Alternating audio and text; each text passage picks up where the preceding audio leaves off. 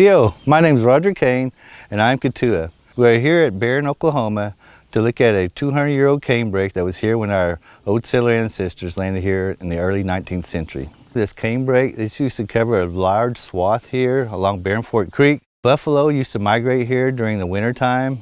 We have accounts when our old settlers landed here that buffalo and antelope were coming in here during the winter, so we do know there was a lot of river cane here at one time. At one time, there were over 200 mounds along this creek, this area, and now there are none. River cane's barely here right now. We're looking at fragmented cane brakes here at the moment, and we're hoping to get them larger and stronger and maybe grow back to maybe the way they used to be a couple hundred years ago. River cane is an indigenous bamboo to North America. It is one of 3 indigenous bamboos. You have river cane, which is located along streams and rivers. You have hill cane, which grows in the Appalachian Mountains, which was just discovered about 10 years ago, and you have switch cane, which is in the lands between the ocean and the highlands. That's usually where you find switch cane. But the hill cane is really important. It's a deciduous plant, whereas river cane's an evergreen, and it's what we used to make our arrows out of, the hill cane, and it's deciduous, which is really cool. But we're here to look at river cane, Arundinaria gigantea. Well, I'm holding 2 river cane culms here. One is mature and one isn't. The mature one's here on my left-hand side. This one's ready to harvest. It's over 3 years old. It's just not very tall. You can make a smaller basket out of it, but you know, that's up to you. It is a mature cane. Way you can tell mature cane from immature cane is through these little leaflets that's on this one right here. This little cane culm right here is maybe a month, mostly maybe 2 months old. And what happens after it gets 3 years old, it loses these little leaflets on the side. And as they lose them, the branches start coming out. And that's how you can tell by the age of a river cane culm, is by however many branches they have at each node right here. And we'll talk about nodes here in a little bit, how many branches. But notice that this young one, it's a month old, it's coming out with maybe 1 or 2 branches at a time. So each year it'll add more branches to it. And cane culms last anywhere from 8 to 10 years before they get too old and they die off and get replaced. Parts of a river cane. At each section is called a node, or we call them joints here in Oklahoma.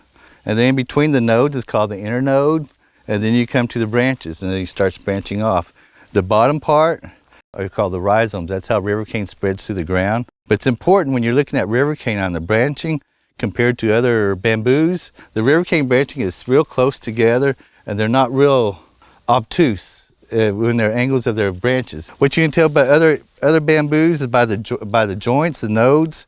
River cane has a smooth nodes, where other foreign joints have a larger node ridges on there. And that's how you can tell if it's Asian or if it's American bamboo. This is a good mature culm right here.